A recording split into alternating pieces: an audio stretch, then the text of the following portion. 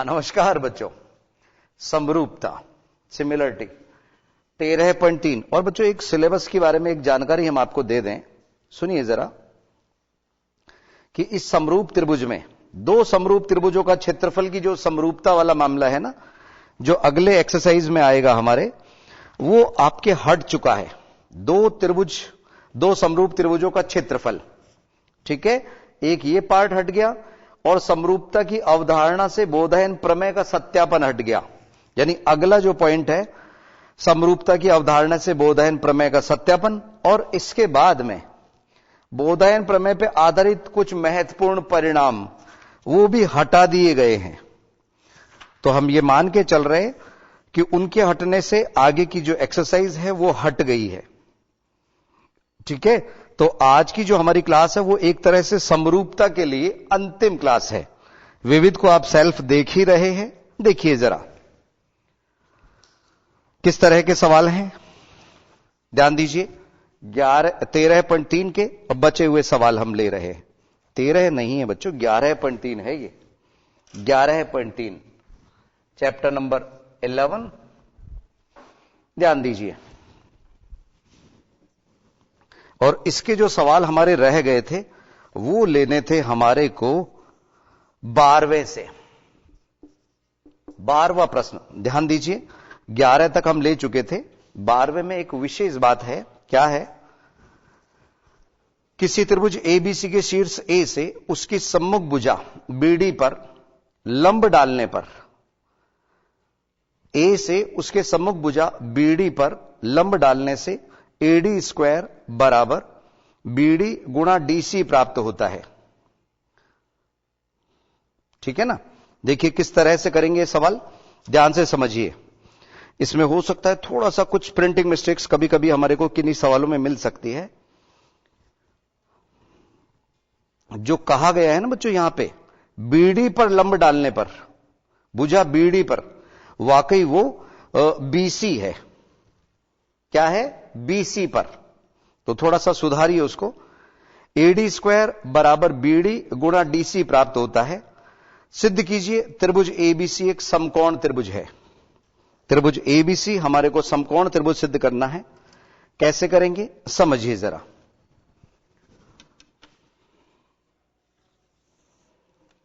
ये हमने एक त्रिभुज लिया एबीसी,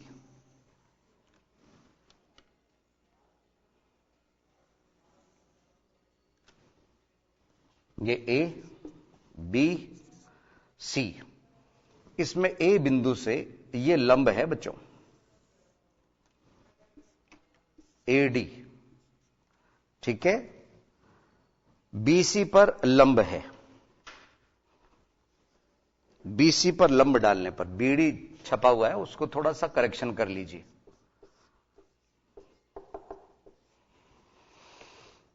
तो हमारे को जो दिया है त्रिभुज एबीसी में, एक तो एडी लंब बीसी है तथा एडी स्क्वायर बराबर बीडी गुणा डीसी। एडी स्क्वायर बराबर बीडी गुणा डीसी हमें ज्ञात करना है, मतलब ये दिया है। और सिद्ध क्या करना है वो देखिए।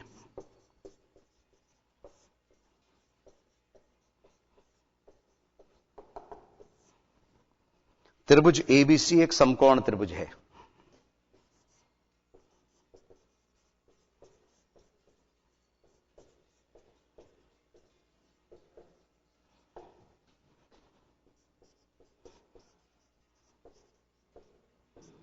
कैसे करेंगे, क्या आप में से कोई बता सकता है?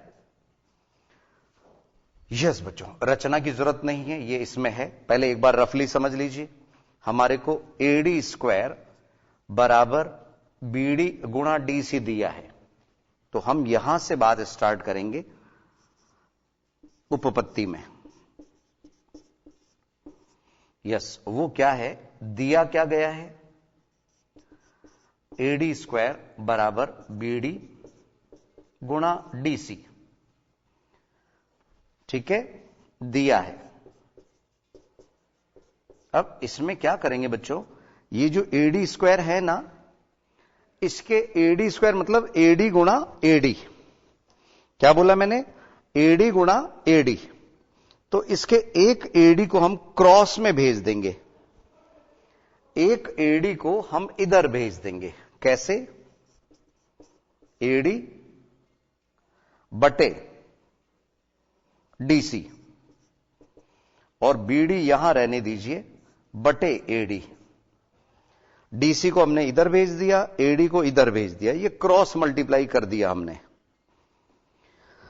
ठीक है बच्चों, बीडी बटे एडी बराबर एडी बटे डीसी हो गई, केवल क्रॉस मल्टीप्लाई करने से। सिद्ध करने में ये क्रॉस मल्टीप्लाई होके ये आ जाएगा, अगर सिद्ध ये करना होता तो। अब इसका मतलब समझिए बच्चों, एडी ये 90 है तो ये भी 90 है, एडी बटे डीसी, ये एडी है, इसके बटे में डीसी लिया जा रहा है, और बीडी वो इधर वाली जो भुजा है, इसके बटे में एडी लिया जा रहा है। ठीक है ना? 90 90 दोनों में समान है, अनुपात हमारे को बराबर दिया हुआ है, और कोण BDA DA बराबर है ADC, प्रत्येक 90 डिग्री दिया है। ये भी हमारे को 90 डिग्री गिवन है। तो जब भुजाओं का अनुपात हमारे को समान दिया हुआ है और उनके मध्य का कोण समान है, तो इस आधार पे हम त्रिभुज, ध्यान रखिए, त्रिभुज, इसका नाम, पहले वाले त्रिभुज का नाम कुछ भी लिख रहे हैं हम, BDA, BDA समरूप होगा त्रिभुज बी की जगह यहां पे ए आ गया बच्चों, ADC। किस नियम से? SAS नियम से।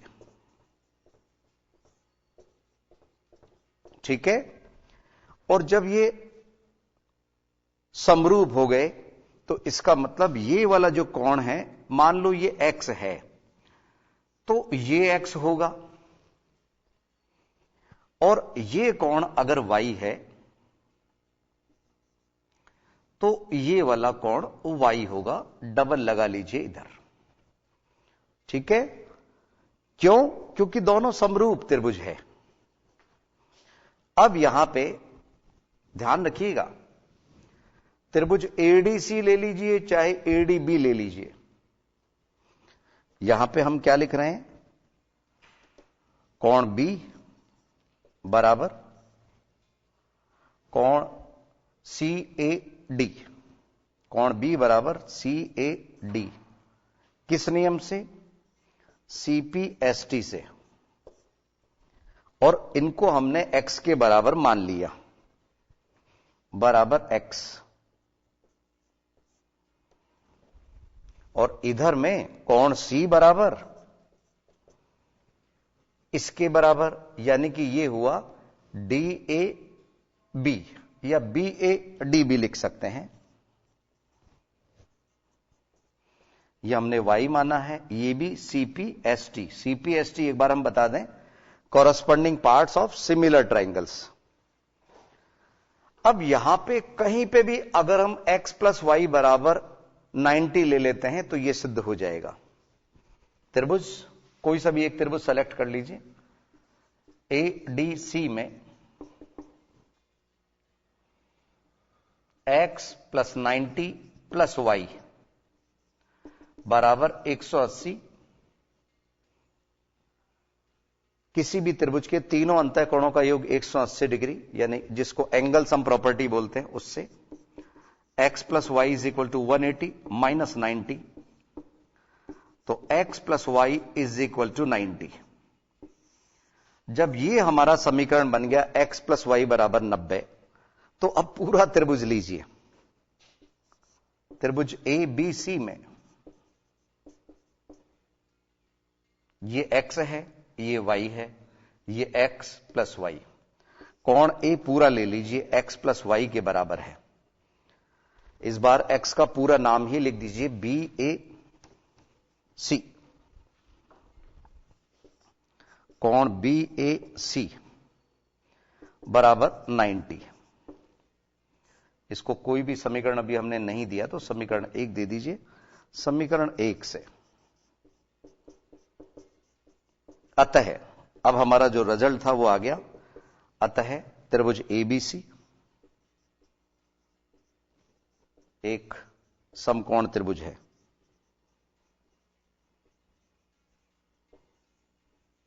इस तरह से तो आसान सा सवाल है ये, कोई मुश्किल नहीं है। आप थोड़ा इसको समझ लीजिए। 13वें सवाल के हम रूपरेखा बना रहे हैं। यस, 13वां सवाल बहुत इंटरेस्टिंग सवाल है बच्चों।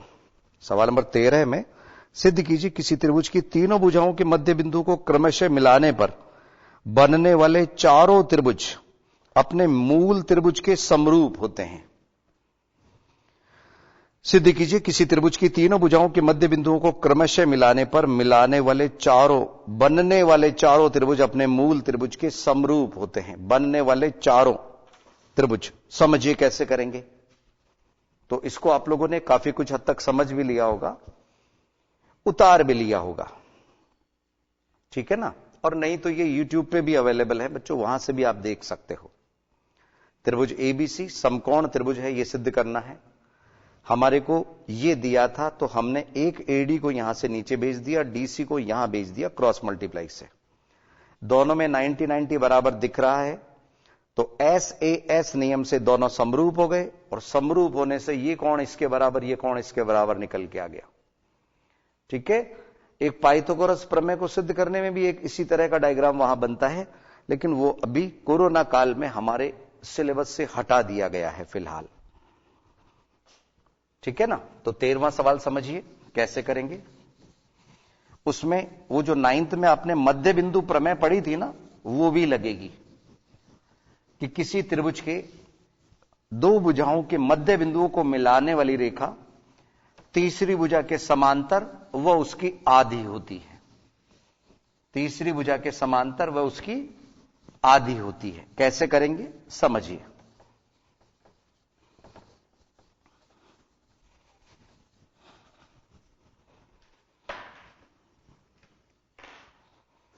सवाल नंबर 13 है।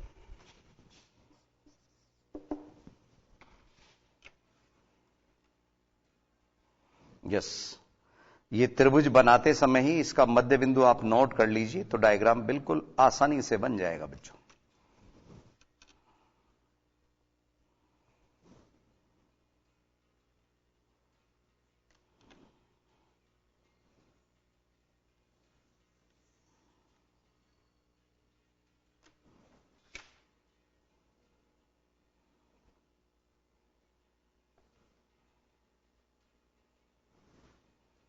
देखिए, यस, डायग्राम आपको दिया नहीं गया, आपको स्वयं बनाना है। ABC हमने त्रिभुज ले लिया, BC का मध्य बिंदु D ले लिया, AC का E ले लिया, और AB का यहां पे आप DEF ले लीजिए। ठीक है। इन मध्य बिंदु को हम मिला रहे हैं। इधर मिलाया,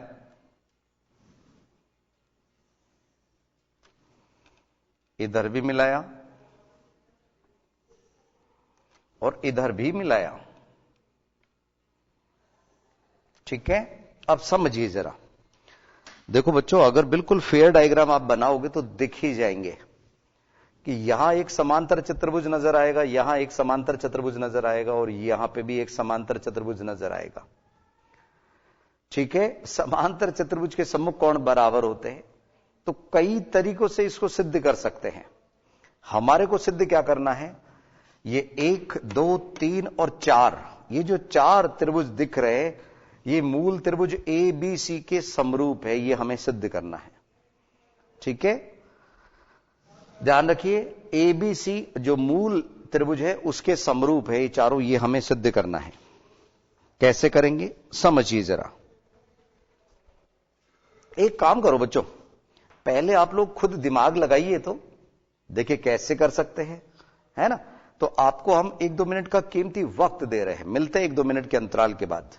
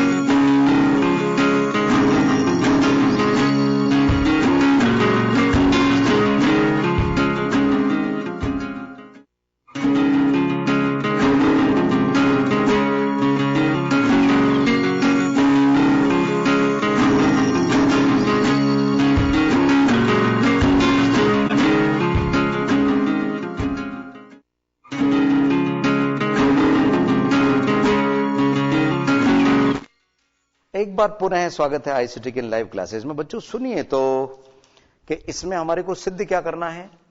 मूल त्रिभुज एबीसी के समरूप है सभी। दिया क्या है, एबीसी में डी ई एफ क्रमशः अपनी भुजाओं के मध्य बिंदु है। थोड़ा वक्त हमारे पास में सीमित है, इसलिए हम सीधे उपपत्ति के पद लेके चल रहे हैं। आपको समझिए, इसमें कोण ए बराबर हमने x को मान लिया, कोण b बराबर y मान लिया और कोण c बराबर z मान लिया। हम कोणों के आधार पे इनको समरूप सिद्ध करेंगे, ठीक है। ये माना है हमने, डिग्री नहीं मान सकते लेकिन x y z ले सकते हो। ये x है, ये y है और ये z है, ठीक है बच्चों। अब समझिए जरा, ध्यान रखिए।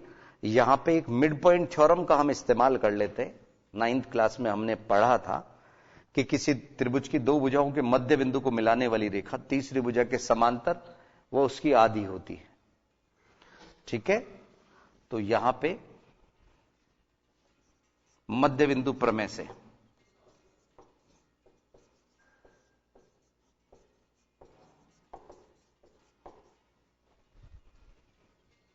बी डी ई एफ, ध्यान से समझना बच्चों, चतुर्भुज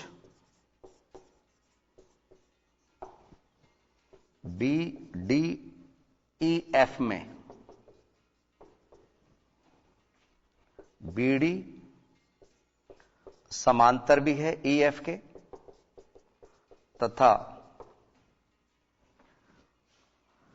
बी डी बराबर भी है ई एफ के। इस आधार पे ये y है तो ये कोण y हो गया, ठीक है। कोण B बराबर होगा कोण DEF के। पहले इसको हम समांतर चतुर्भुज बोल देते हैं। कौन सा चतुर्भुज? समांतर चतुर्भुज। इसलिए BDEF एक समांतर चतुर्भुज होगा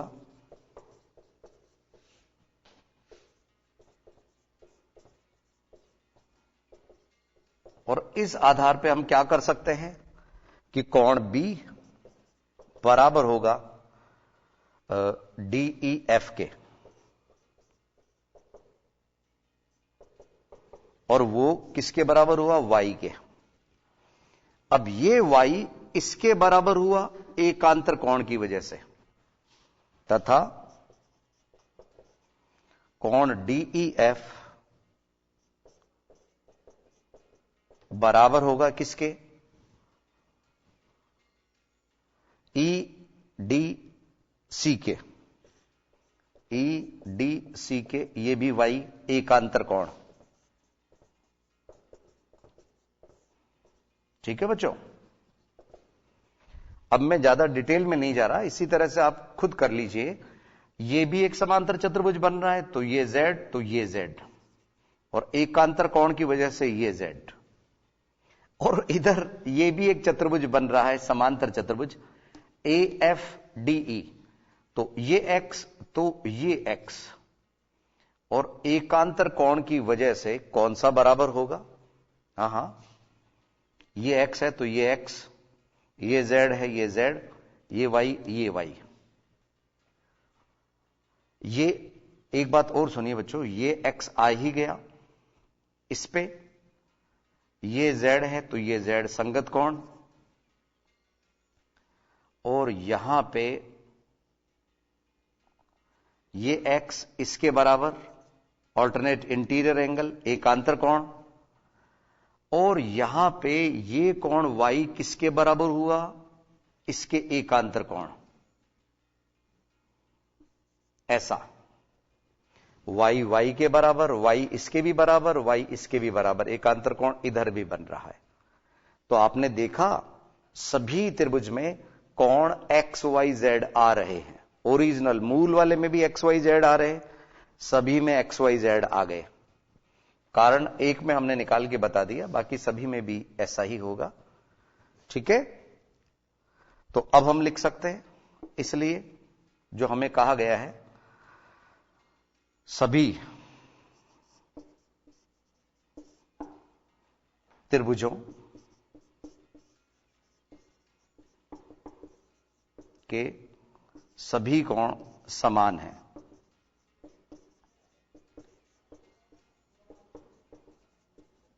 अतः चारों त्रिभुज मूल त्रिभुज के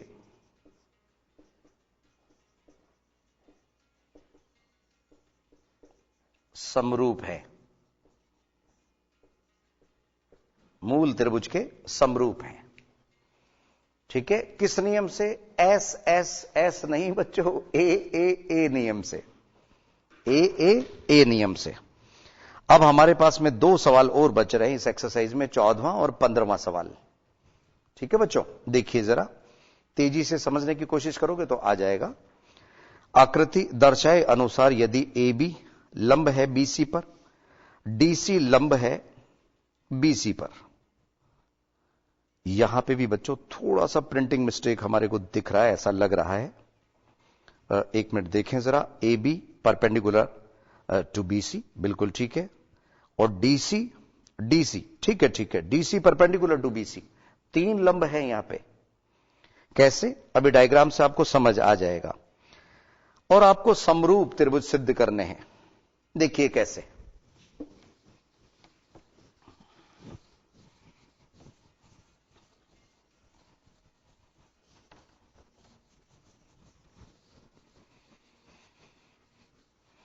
इसमें हमने देखा सभी कोण XYZ आ गए थे, चारों त्रिभुज में और मूल त्रिभुज में।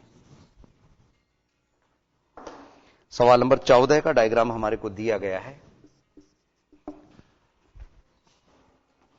BC पर 2 लंब, एक इधर बड़ा और इधर छोटा। ठीक है, दोनों ही किस पे है? BC पर।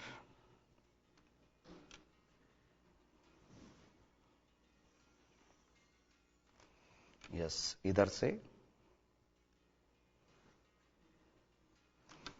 यहां ABC ये त्रिभुज दिया है, यहां 90 बन रहा है और इधर भी 90 बन रहा है, और एक लंब इधर और बन रहा है बच्चों, ये भी 90 है। तो यही हमारे को कहा गया था, दिया में ये लंब की ही बात हम ले रहे हैं। आकृति में कौन कौन से लंब है? AB, ये लंब का चिन्ह होता है बच्चों BC पर। DC लंब BC पर, यहां पे ये D है, ये C और ये E। और तीसरा है DE लंब AC। और सिद्ध क्या करना है वो भी समझिए। टू प्रूव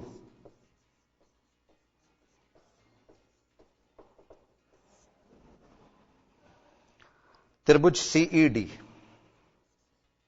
CED समरूप त्रिभुज ABC। CED समरूप त्रिभुज ABC। देखिए कैसे सिद्ध करें बच्चों, समझिए ध्यान से। यस, CED कहां है? CED ये रहा। ABC कहां है? ये रहा ABC। अब बच्चों एक इसमें सीधी सी बात है, अगर मैं किसी एक कोण को X ले लूं, माना उपपत्ति के पद हम लिख रहे हैं, उपपत्ति माना कोण A बराबर X, तो कोण ACB क्या होगा? 90 माइनस एक्स। 90 माइनस एक्स क्यों होगा? अरे क्योंकि 90 तो इसने ले लिया ना, तो इन दोनों के लिए कितने बचे हमारे पास? कितने बचे? 180 में से 90 गया, केवल 90 बचे इन दोनों के लिए, तो 90 माइनस एक्स इधर आ गया। अब कोण DC, ये BCD हमारे को 90 दिया हुआ है, इसके पास में 90 माइनस एक्स है, तो ये वाला जो कोण बचा, ठीक है, इसलिए कोण DCE वो कितना होगा? X का होगा। वो क्यों होगा वो भी सुन लीजिए, क्योंकि 90 में से अभी अभी ये जो कोण निकाला 90 माइनस एक्स, तो 90 से 90 कट गया, ये x आ गया, ये वाला कोण x। बस इस कोण को ज्ञात करने की जरूरत ही नहीं है, तो दो कोण बराबर हो गए ना।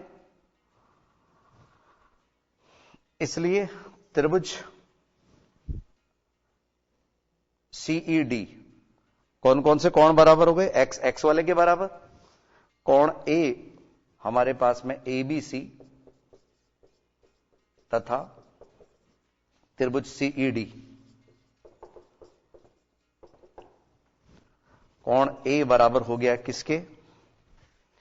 कोण A हमारा x है, तो इधर कौन सा हुआ x?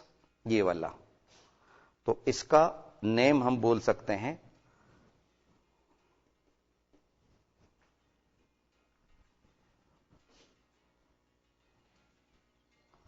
DCE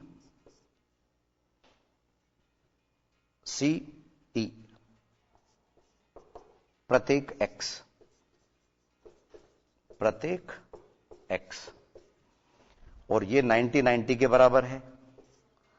कोण B बराबर DEC,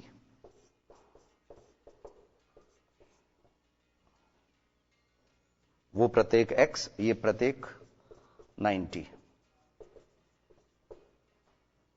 इसलिए त्रिभुज ABC समरूप त्रिभुज CED किस नियम से?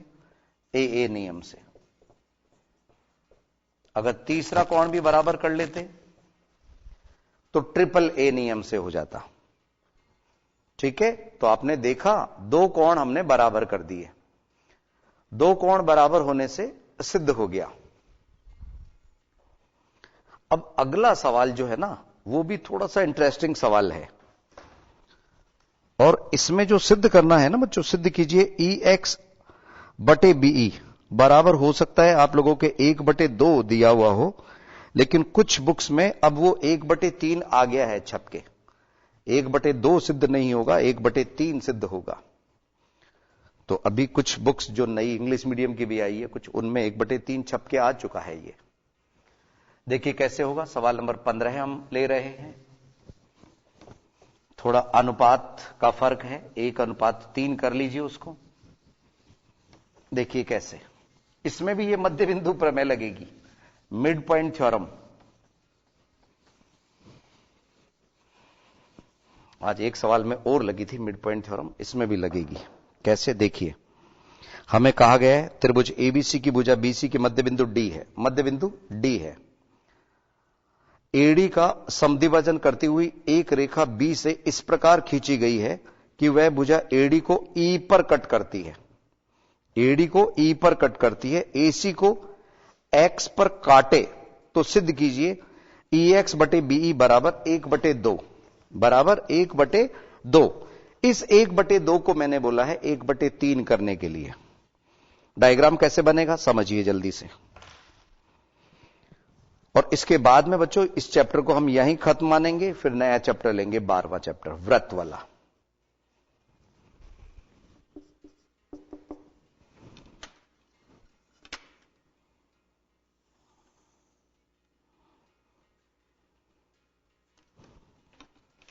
यस,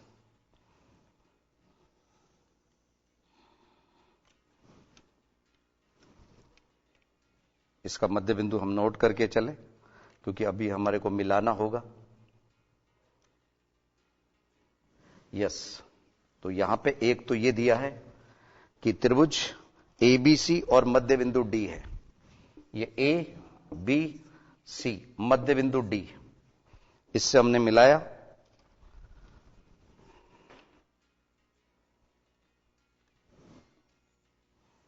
अब एक और दिया है, एडी का मध्य बिंदु भी हमारे को दिया गया है, ठीक है। इससे हमने बी को मिलाया इस तरह से, और हमसे जो सवाल में कहा गया है उसमें ई यहां है और एक्स यहां है।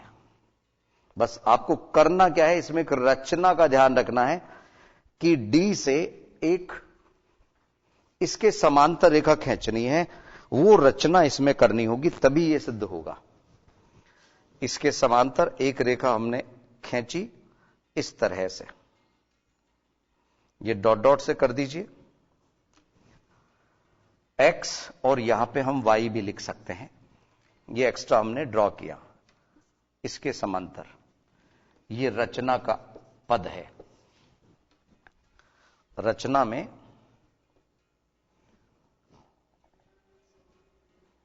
डी वाई समांतर बी एक्स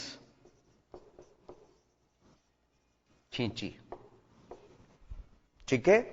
अब सुनिए जरा, इसमें क्योंकि वक्त हमारे पास में सीमित है तो तेजी से थोड़ा सा समझने की कोशिश कीजिएगा आप लोग